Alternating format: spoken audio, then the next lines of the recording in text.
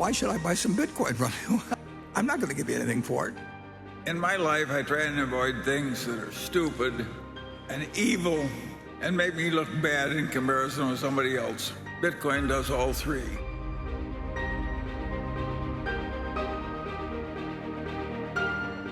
Cryptocurrencies are very good trading vehicles, but if they become successful as currencies,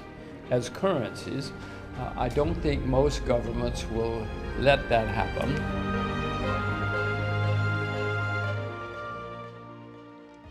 네, 최근 가상자산 시장이 좋지 않아서 많은 투자자분들이 관련 전망에 촉각을 기울이고 계신데 이 투자 대가들 가상자산에 대해서 시선이 곱지 않다고 합니다. 어떤 얘기인지 경제부 이민재 기자와 함께 다뤄보겠습니다. 이 기자, 이렇게 이런 사안에 대해서 좀 비판을 했다라고 생각을 해보면 워렌 버핏 회장이 좀 생각이 납니다. 이번에도 좀 비판을 내놓지 않았습니까? 네, 맞습니다. 이 버핏 회장이 가상자산에 대해서 쓴소리를 한 건 사실 이번이 처음은 아닙니다. 네. 계속해서 한결같이 가치가 없다라고 지적을 했는데 이 며칠 전에 한국경제TV가 직접 다녀온 이 버크셔 해서웨이 주주총회에서도 이를 다시 언급했습니다. 지금 있는 비트코인 전부를 $25에 줘도 사지 않겠다라고 강조했는데요. 또 옆에 있던 찰리 먼거 부회장 같은 경우에는 비트코인 가치가 0에 수렴할 것이라고 거들었습니다.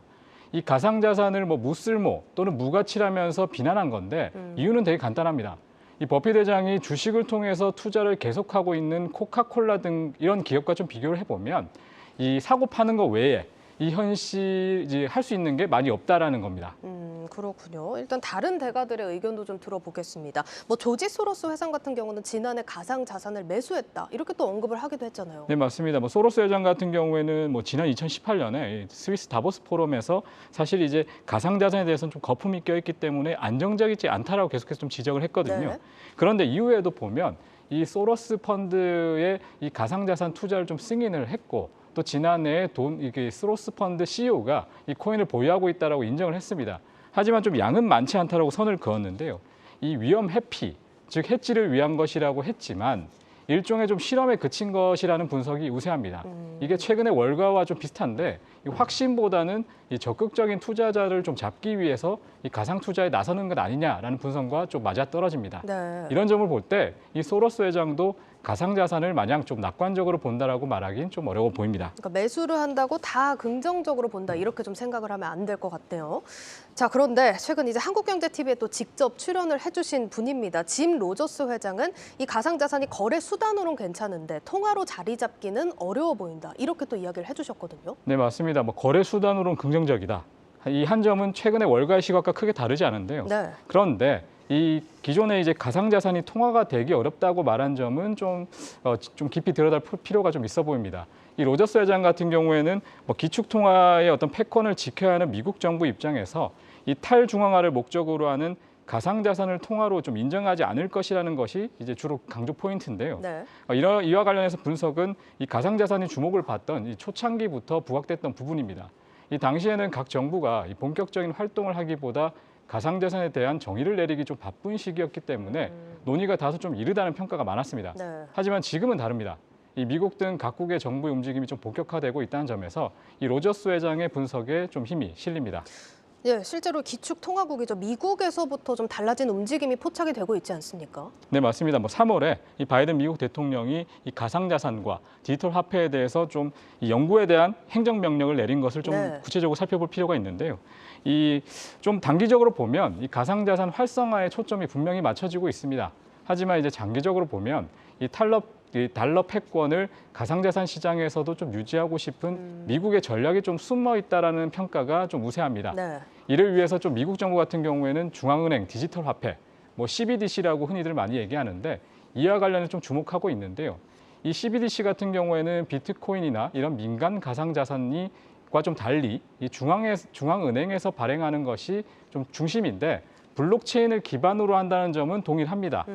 하지만 이 가상자산이 이제 점점 이 기존 화폐에 좀 위협을 가하고 있는 만큼 이 정부가 주도하는 CBDC에도 좀 준비에도 좀 가속도가 붙을 것이라고 좀 이런 전망들이 많이 나오고 있는데요. 예. 이 가상자산 같은 경우에는 운반의 편리함, 지속성, 희소성 이런 화폐 조건은 갖췄지만 이 각각의 코인에 대한 신뢰성, 이 가격의 안정성 등에서는 좀 한계가 있습니다.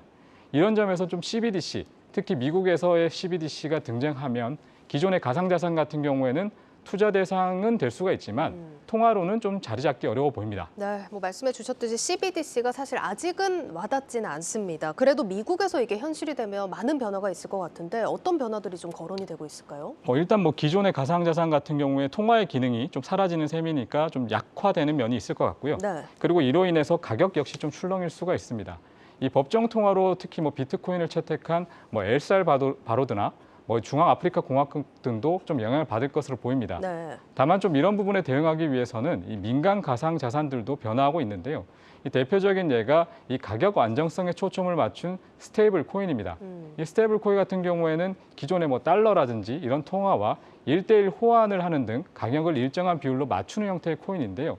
이 세계적인 자산 운용사 블랙록 같은 경우에 스테이블 코인 중 하나를 이제 발행하는 서클에 좀 투자 결정을 내렸습니다. 네. 여기서 좀 전략적인 협정을 통해서 이 가상자산 서비스를 개발할 계획입니다. 네, 뭐 가상자산 시장도 그렇지만 사실 전통적인 금융도 많은 변화가 예상되잖아요. 어떤 부분 좀 예고를 하고 있을까요? 일단 기존적으로 보면 뭐 페이나 뭐 신용카드와 CBDC가 과연 뭐가 다른지에 대해서 좀 문의가 많은데요. 네. 일단 뭐 둘 다 좀 중앙 정부가 관리를 하고 있고 뭐 디지털화가 돼 있다는 점은 분명 동일합니다.